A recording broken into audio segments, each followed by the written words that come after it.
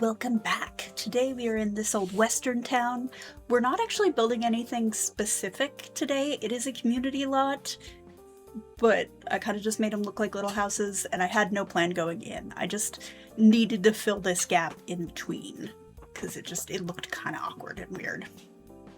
If my mic sounds different, that's because there was definitely some shenanigans messing with my mic settings, and I think that I fixed it, but let me know if it sounds better. If it sounds worse. I listened to it and it seemed okay, which is about the extent of what I'm gonna do at any point in time.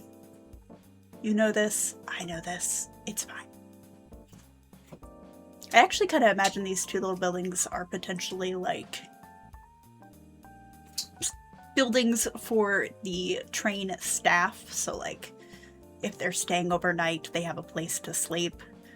But again, I didn't really have a set plan. I just wanted them to look nice and fill it in, because while it's probably more realistic to have that land be empty, it was bothering me. It was annoying me. I didn't like it. And that's all there is, basically. I did not like it. So I filled it in. I know we keep saying we're so close, but I keep adding things because I want to. But after this, I believe there is just the school, which is one of the buildings that I've added because I didn't have one before, and I'm like, duh, I need a one-room schoolhouse. How can I do anything but have a one-room schoolhouse? And then the saloon. And that's it. And then we'll be playing. Unless I think of other things that we're missing. But I don't think that there's anything missing. Like, I can't think of any, like, standard classic spaghetti western building that is not already placed. Because we've got the sheriff's office, we've got, like, the little hotel boarding house situation covered, restaurants, we've got... Did I say sheriff's office? I don't know. Listen, I'm very tired. Yogi and Judy had an incident. Not yesterday, but the day before. Because Yogi occasionally escapes confinement. But usually I have a second barrier because I have a baby gate on my office. And that keeps him safe. But I don't know if I just didn't latch it all the way when I left the office to go to the bathroom. Or if Judy actually just muscled it in because she is a big, strong dog. But the result was he escaped. Judy got him. She wouldn't let go of him. And she's not using teeth, not trying to hurt him. She just wants to hold him via her mouth, which the other animals have either come to terms with and accepted, or have made it very clear that she is not to do that, and are taken seriously. She is terrified of Richard, so she would never try to put Richard's head in her mouth. She's terrified of Arabella, would never try it. I don't think she ever sees Luna, but I have a feeling Luna could give her a good whack. I've been encouraging Luna to whack the dog just so she feels safe. The beagle just accepts it. But yeah, Yogi was terrified, understandably. He is small. This is why I'm so careful with Judy and smaller things, because I know, and she knows, that there is no hostility intended. The small thing just knows that a giant thing wants to eat it. So yeah, poor little Yogi was held, and then he gave me I was scared because he was freaking out. I got him loose, and then he was like limping a little, but she didn't have him by his arm. She had his head in her mouth. And then there was a little bit of blood, but that was actually when I took him into the bathroom from knocking out some baby teeth, because he's at that age. Because he was biting her. So he knocked out some baby teeth. But I was still nervous, and I still just wanted to make sure that everything was good. Took him to the vet. It was very funny, because they thought this was a dog attack. And I was like, no, this was not an attack so much as a very aggressive holding. This was toddler got a hold of an animal and won't let go. And they're like, oh, that explains it, because they shaved his neck thinking that he had, like, punctures or bites. Not a scratch on him.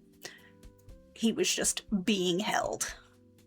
But in the ensuing attempt to escape, he actually, I believe, just tore like a muscle or a limb or something on his arm, which is a common kitten injury. They get their feet stuck and then they just pull really, really hard instead of like trying to get loose a different way. Cats will do it too, but kittens, especially because they're still growing, it's a common injury. And he was pushing at her big dumb head, trying to get out. And yeah, we were a little worried that he had, I think it's like an avulsion tear is what they were calling it, where basically at that point the leg is dead and you have to remove the leg because cats will start to try to gnaw it off. Which is wild, but they will. But I have seen some progress today. Yesterday, because they test it by testing their proprioception, where they just see if they put their paw upside down against the table, for example, are they going to correct that and lift it the right side up? And yesterday he was kind of hit or miss, but today he's been less limpy and definitely putting weight on it and correcting if his foot is upside down. So I think he'll get to keep the leg, but it's not the end of the world if he doesn't, because he's young enough that it'll be okay. But like, really, he hurt himself. And I'm just like, ugh. And I was like, kind of wary of telling people that just because I don't want people to be afraid of my dog. Again, I cannot stress enough. She was not trying to hurt him. She was just trying to hold him. And much like the great white that occasionally wants to find out what something is by taking a chomp out of it, you know, injuries happen. I always tell people, I'm like, the reason why there aren't a lot of people who die via great white bite, or rather, they are not eaten by one, is because we don't taste very good. A lot of the times they're confused. They take one bite and are like, ew, no thank you. And then spit you out. Or maybe a nicer, oh, my bad, thought you were a seal. Later. Like, they don't know. They're big sea puppies. They let you go. So, really, the people that die are usually just from, you know, great whites are big, strong, sharky critters. I don't know why I got in this topic, but here we are. I'm talking about sharks again, to the surprise of no one. I also finally finished drywall smoothing out my ceiling downstairs. I don't know why. Former homeowner decided the lowest ceiling in the house, the only ceiling that's like maybe 7 feet, decided to paint it the darkest shade of beige in the house. Reasons unknown. But I finally smoothed it out with drywall. It already looks so much better, but I am going to mirror it, which is going to be cool. But that's a ways away. For now, it looks so much better just having it white. And yeah. So we are done with our build today, and you got to hear about my lovely little house. My house of chaos. So thank you so much for joining me. If you like this video, please give it a like. It really does help, and I'll see you in the next one. Bye, guys.